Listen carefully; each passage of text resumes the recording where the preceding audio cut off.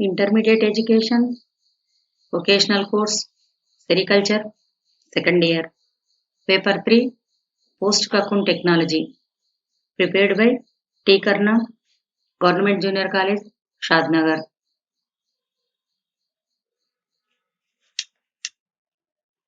First unit, Silk Reeling Industry, అనగా పట్టు పరిశ్రమ, పట్టు రీలింగ్ పరిశ్రమ. ఇందులో పట్టు పరిశ్రమలో ముఖ్యంగా 3 భాగాలుంటాయి. 1 మల్బరీ తోటల పెంపకం, 2 పట్టుపురుగుల పెంపకం, 3 పట్టు రీలింగ్ పరిశ్రమ. పట్టుపురుగు జీవిత చరిత్రలో కకూన్ అనేది 3వ దశలో కనిపిస్తుంది. కకూన్లో ఉండే భాగాలు 3. మొదటిది ఫ్లాస్, 2వది గట్టి కవచము, 3వది పెల్లెడు పొర. కకూన్లోని దారాన్ని మనం నాణ్యత చెడిపోకుండా, తెంపులు లేకుండా జాగ్రత్తగా తీయడాన్ని రీలింగ్ అని అంటారు. రీలింగ్కు ఉపయోగించే పరికరాలు, యంత్రాలు, సాంకేతిక పరిజ్ఞానం, నిపుణులు అందరినీ కలిపి రీలింగ్ పరిశ్రమ అని అంటారు. Sericulture industry has 3 parts: mulberry cultivation, silkworm rearing, and reeling. Cocoon is visible in 3rd stage of the life cycle of silkworm. In general, silk reeling is defined as unwinding of silk from cocoon shell. It is carried directly or indirectly. Reeling is a skilled job performed by a trained person. Reeling industry involves standard equipments, reeling machines, technology, and skills. Reeling పరిశ్రమ ప్రాముఖ్యత, importance of reeling industry. ఈ పరిశ్రమ మన దేశంలో సామాన్య ప్రజలకు మంచి జీవనాధారంగా ఏర్పడింది. ఈ పరిశ్రమలో అనేక మందికి ఉపాధి అవకాశాలు ఏర్పడ్డాయి. ఈ పరిశ్రమ గ్రామీణ ప్రజలకు, సమాజంలోని పేద వర్గాలకు ఎక్కువగా తోడ్పడి వారి యొక్క స్థితిగతులను మెరుగుపరిచింది. గ్రామీణ పరిశ్రమగా ఉండే ఈ పరిశ్రమ గ్రామీణ ప్రజల యొక్క పునర్నిర్మాణంలో ఎంతో తోడ్పడింది. ఎందుకంటే ఒక కుటుంబం మొత్తం ఈ పరిశ్రమలో పాల్గొనడానికి అవకాశం ఉంటుంది. ఏ విధంగా అంటే పట్టుపురుగుల పెంపకంలోను, మల్బరీ తోటల పెంపకంలోను, రీలింగ్ పరిశ్రమలోను కుటుంబంలోని ప్రతి ఒక్కరూ అనగా ముసలివారు, వికలాంగులు, చదువురాని వారు, స్త్రీలు, వృద్ధులు, బాలురు అందరూ ఈ పరిశ్రమలో పాల్గొనడానికి అవకాశం ఉంది. 1 హెక్టార్ మల్బరీ వల్ల 12 నుండి 13 మంది కూలీలు సంవత్సరం అంతా ఆదాయం పొందడానికి వీలుంటుంది. స్వయం ఉపాధి దాదాపు 5.5 మిలియన్ల ప్రజలకు లభ్యమవుతుంది. తక్కువ వర్షపాతం ఉన్నా కూడా మల్బరీ ఎంతో మంది ప్రాణాలను కాపాడి లాభాలను చేకూర్చింది. వర్షాభావ పరిస్థితుల్లో 2001 నుండి 2004 వరకు దేశంలో చాలా మంది రైతులు ఆత్మహత్యకు గురయ్యారు. కానీ ఒక్క పట్టు పరిశ్రమలో మాత్రమే ఒక్క కేసు కూడా నమోదు కాలేదు. ఇదే పట్టు పరిశ్రమ యొక్క ప్రాముఖ్యత. ఇందులో మహిళల పాత్ర 60% వరకు ఉంటుంది. Reeling industry is an agro-based cottage industry with very high employment potential. Nearly 60 lakhs engaged in sericulture activities. Large part of the income goes back to villages from cities. Low investation and high returns. Sericulture is a highly women-friendly occupation, as 60% of women is engaged in sericulture. It is an ideal program for weaker sections of the society. గత 4 దశాబ్దాలలో భారతదేశం పట్టు పరిశ్రమలో చాలా ఎదిగింది. పరిశోధన మరియు అభివృద్ధి, మార్కెట్తో అనుబంధం వలన అనేక లాభాలు గడించింది. 10వ పంచవర్ష ప్రణాళికలో చాలా మార్పులు జరిగాయి.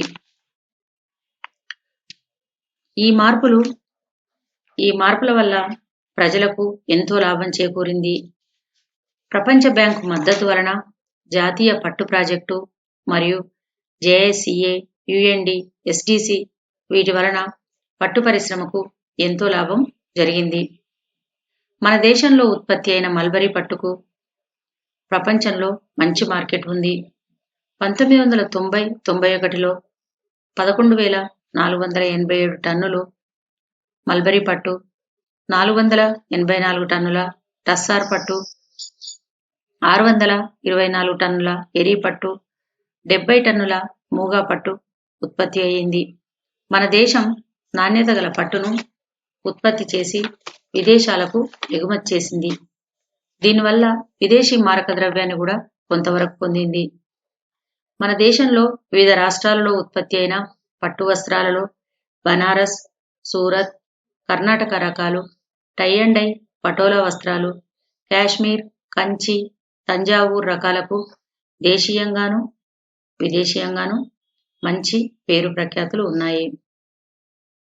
మన దేశంలో ప్రతి శుభకార్యానికి, దివ్య దినాలకు పట్టు వస్త్రాలను ధరించే ఆచారం ఉంది. ఈ విధంగా ఈ పట్టు రీలింగ్ పరిశ్రమ వల్ల ధనిక వర్గాల నుండి డబ్బు పేద వర్గాలకు ఇండైరెక్ట్గా చేరుతుంది. అందుచే ఈ ఉత్పత్తులను ఇంకా పెంచడం, నాణ్యత గల వస్త్రాలను ఉత్పత్తి చేయడం, ముడిపట్టు ఉత్పత్తి చేయడం వలన గ్రామీణ ప్రజలకు ఎక్కువ ఉపాధి అవకాశాలు ఏర్పడతాయి. తద్వారా ధనార్జనకు వీలుంటుంది. It is a very eco-friendly activity.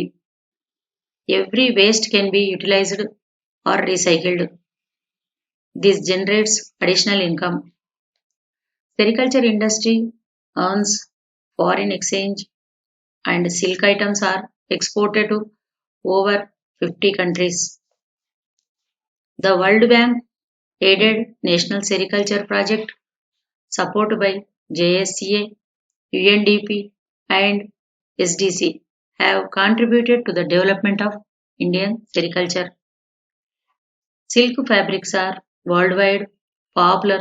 They are Banaras silk, Surat, tie and dye patola, Gujarat, Ikat in Orissa, Kashmir silk, Kanchipuram, Tanjavur in Tamil Nadu, Dharmavaram silk in AP are very popular.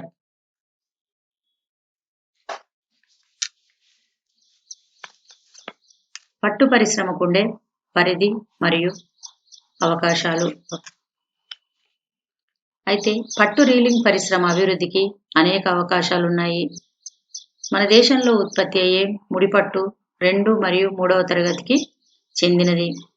ఎందుకనగా ఈ పట్టును మనం cottage basin, ఫిలేచర్, semi automatic యంత్రాలపైన చేస్తున్నాము.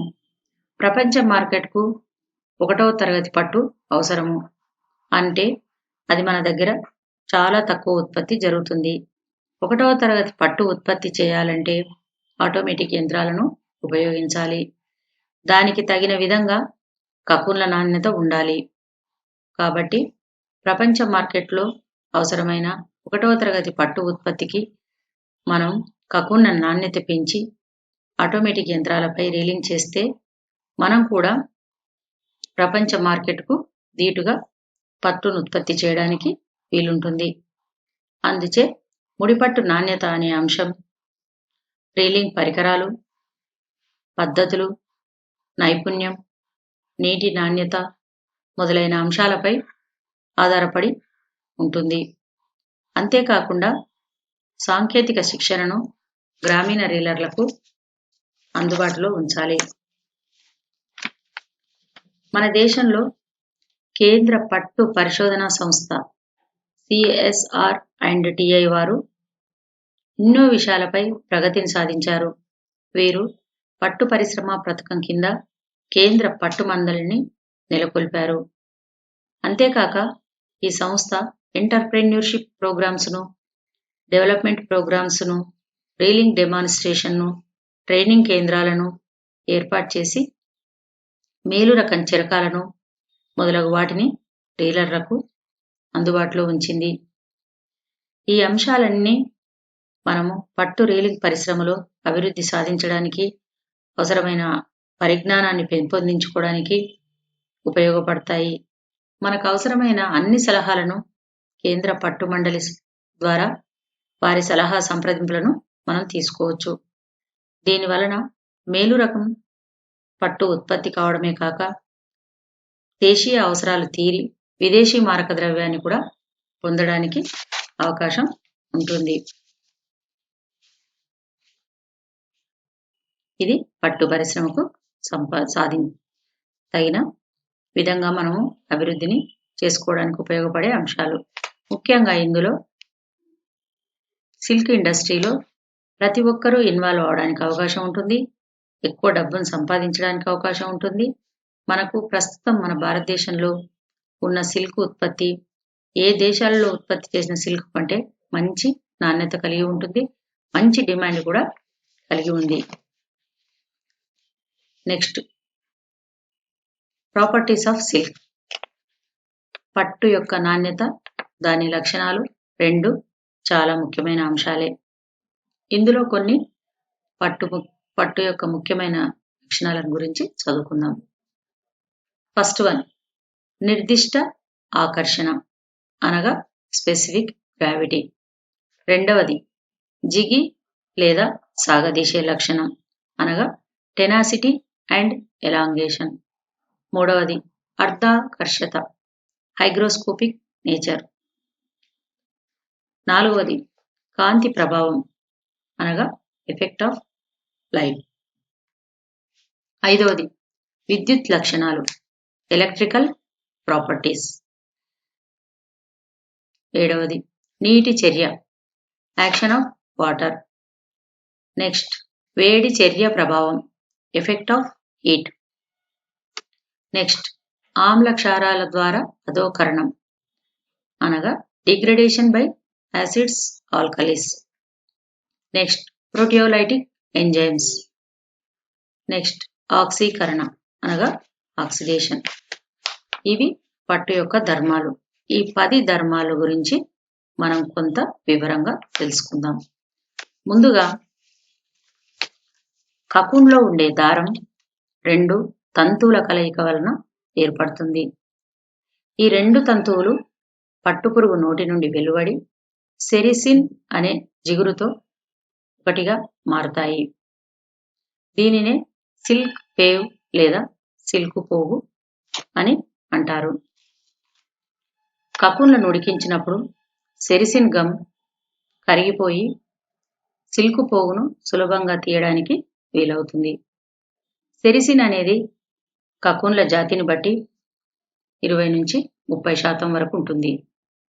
అయితే సెరిసిన్ కరిగిపోయిన తర్వాత దారం సులువుగా వస్తుంది. అయితే ఈ వచ్చిన దారం మల్టీవోల్టైన్లో అయితే 6 నుంచి 14 మైక్రాన్ల వ్యాసం కలిగి ఉంటుంది. యూనివోల్టైన్ మరియు బైవోల్టైన్లో అయితే 15 నుంచి 20 మైక్రాన్ల వ్యాసం కలిగి ఉంటుంది.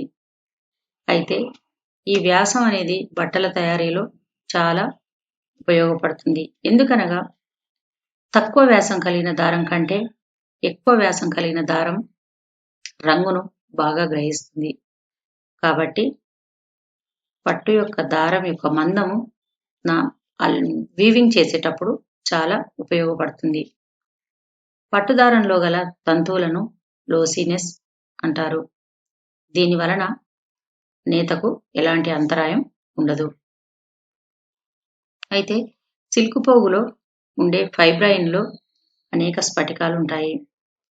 ఈ స్ఫటికాల వల్ల దారం నీటిని పీల్చుకుని 33% పెరుగుతుంది. మనకు ఈ స్ఫటికాలు బయటికి కనిపించవు. పట్టుకు తేమను పీల్చుకునే లక్షణం ఉంటుంది. అయితే ఇది 30% తేమను గ్రహించినప్పుడు తడిగా లేదా పొడిగా కనిపిస్తుంది. ప్రామాణిక వాతావరణ పరిస్థితుల్లో కేవలం 10% మాత్రమే తేమను గ్రహిస్తుంది. అయితే పట్టును బాగా లాగితే 20% పొడవు పెరిగి తర్వాత తెగుతుంది. స్థితిస్థాపకత చాలా తక్కువగా ఉంటుంది. పట్టు యొక్క ముడి సాంద్రత 1.33 ఉంటుంది.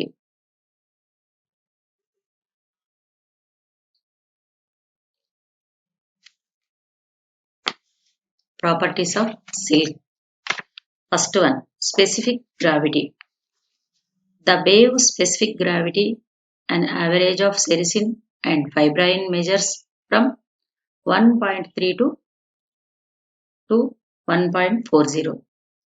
Generally, the specific gravity of sericin is slightly higher than that of fibrine. Second one, tenacity and elongation. Degummed silk has greater tenacity than raw silk. Raw silk has an elongation of 18 to 23% of its original length. Excess moisture increases the elongation of silk but decreases its tenacity. C. Hygroscopic nature. Moisture content and humidity are of critical importance to commercial silk production. D. Effect of life. Continuous exposure to light weakens silk faster than cotton or wool. Next, electrical properties. Silk is a poor conductor of electricity and accumulates a static charge from friction. Silk has insulating properties.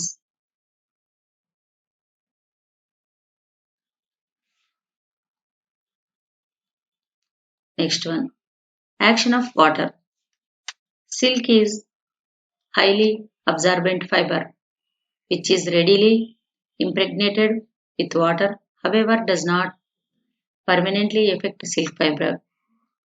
The fiber expands but not dissolves when steeped in warm water. Fiber will also absorb dissolved substances present in the water. Next one, effect of heat.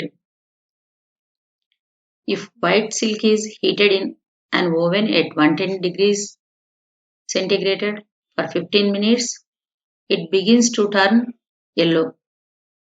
At 170 degrees centigrade, silk disintegrates and its burning points release an empyreumatic odor.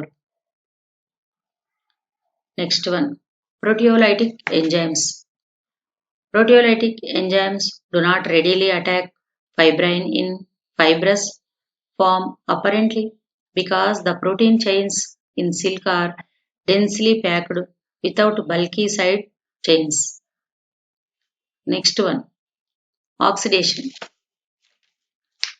Reports regarding the oxidation of proteins are rather merged since the reactions are very complex. Oxidizing agents may attack proteins in 3 possible points like side chains, N-terminals and peptic bonds.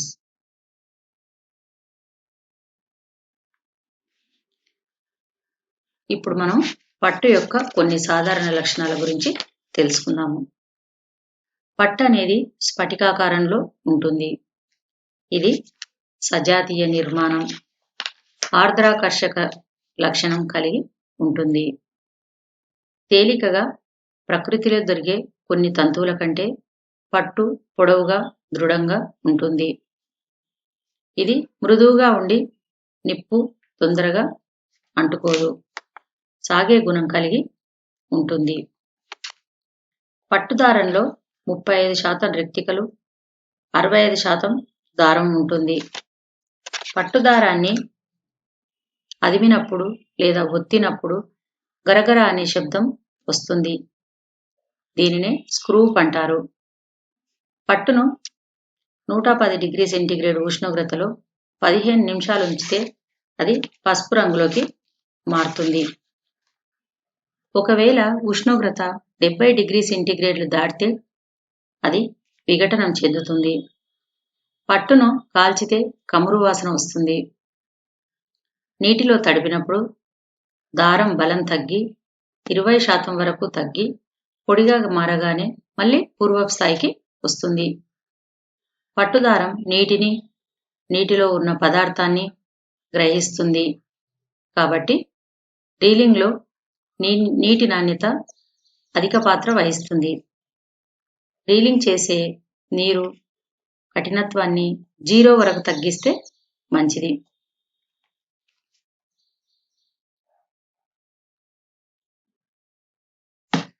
Silk is crystalline, homogeneous in structure, hygroscopic in nature, light in weight, longest and strongest of all natural fibers, soft, lustrous and hygienic, excellent affinity for dyes, takes colors, does not catch fire easily, quickly, nylon or wool. ఇవి పట్టు యొక్క సాధారణ లక్షణాలు. పట్టులో ఉండే సాధారణ లక్షణాల్లో ముఖ్యంగా పట్టు తడిచినప్పుడు చాలా దగ్గరగా ముడుచుకొని మళ్ళీ ఆరిపోయిన తర్వాత యథావిధిగా యాజ్ ఇట్ ఈజ్ కండిషన్కు వచ్చేస్తుంది. పట్టును మనం కాల్చినా కూడా అది కాలిపోదు, కమురు వాసన వస్తుంది అంతే. పట్టు యొక్క దారం ఎంత సన్నదిగా ఉన్నప్పటి నుంచి దృఢంగా ఉంటుంది. ఇవి పట్టు యొక్క ధర్మాలు. ఇప్పుడు మనము ఈ మొదటి యూనిట్లోని క్వశ్చన్ అండ్ ఆన్సర్స్ను గమనిద్దాము. మీరు రాయవలసిన అసైన్మెంట్ పట్టు పరిశ్రమ యొక్క ప్రాముఖ్యత మరియు పరిమితులు. అంటే ఇంపార్టెన్స్ ఆఫ్ సిల్క్ ఇండస్ట్రీ ఒక అసైన్మెంట్ రాయండి. తర్వాత పట్టు ధర్మాలు రెండో అసైన్మెంట్ కింద తీసుకోండి. ఎస్ఏ క్వశ్చన్స్, ఇందులో ఉండే ఎస్ఏ క్వశ్చన్స్ ముందుగా మొదటిది, write an SA on importance of silk industry, అనగా పట్టు పరిశ్రమ యొక్క ప్రాముఖ్యతను వివరించము. రెండవ SA question, explain the scope and limitations of silk industry, అనగా పట్టు పరిశ్రమ యొక్క పరిధి మరియు పరిమితులు రెండవ క్వశ్చన్ కింద తీసుకోండి. Next third SA question, write about properties of silk, అనగా పట్టు పరిశ్రమలో ఉండే పట్టు యొక్క ధర్మాల గురించి వివరంగా రాయండి. పట్టు యొక్క ధర్మాలు 10 మరియు సాధారణ లక్షణాలు, వీటి గురించి వివరంగా రాయాలి. నెక్స్ట్ షార్ట్ క్వశ్చన్స్, ఇందులో ఉండే short questions, what is sericulture, sericulture అనగానేమి, మీరు ఈజీగా రాయొచ్చు. మీకు సెరికల్చర్ అనగానేమని ఇంతకుముందు చెప్పినట్టు ఇది వ్యవసాయ ఆధారిత పరిశ్రమ, ఇందులో సాంకేతిక నైపుణ్యం గల పరిశ్రమ. తర్వాత దీంట్లో ముఖ్యంగా మల్బరీ ఉత్పత్తి, కకూన్ల ఉత్పత్తి, రీలింగ్లో సిల్క్ ఉత్పత్తి, 3 అంశాలు ఉంటాయి. దీని గురించి చిన్నగా షార్ట్ కట్ చేసి వాట్ ఈస్ సెరికల్చర్ అంటే రాయాలి. Second one, what are silk proteins, silk proteins అనగానేమి తెలుసు మీకు. 1 ఫైబ్రాయిన్, 2 సెరిసిన్, ఇది రాయాలి షార్ట్ క్వశ్చన్లో. Next note some important silk fabrics in India, మన దేశంలో ఉండే కొన్ని రకాల పట్టు వస్త్రాల పేర్లు రాయండి. మీకు తెలుసు కొన్ని రకాల పట్టు వస్త్రాలు ఏమేమి, టై అండ్ డై పటోలా వస్త్రాలు, కాశ్మీరీ వస్త్రాలు, తంజావూరు వస్త్రాలు, బెనారస్, సూరత్, ఇక్కత్, తర్వాత ధర్మవరం, కంచీపురం. ఇవన్నీ మంచి నాణ్యత గల పట్టు వస్త్రాలు, ఎంతో ప్రాముఖ్యతతో కూడుకున్న పట్టు వస్త్రాలు, వీటి పేర్లు రాయండి. ఇవన్నీ మీరు షార్ట్ క్వశ్చన్స్ కింద రాసుకోవచ్చు. ఈ అంశాలన్నీ మీకు నీట్గా అర్థమై ఉంటాయి. మీరు చాలా నీట్గా short questions and SA questions అండ్ మీరు ఈ యూనిట్ మొత్తం కంప్లీట్ చేయాలి. ఇది ఈ యూనిట్ సంబంధించిన వివరాలు. ఇదంతా కేర్ఫుల్గా చదివి విని నోట్స్ రాసుకొని, అసైన్మెంట్స్ రాసుకొని, ఎస్ఏ అండ్ షార్ట్ క్వశ్చన్స్ రాసుకొని ప్రిపేర్ కావాలి.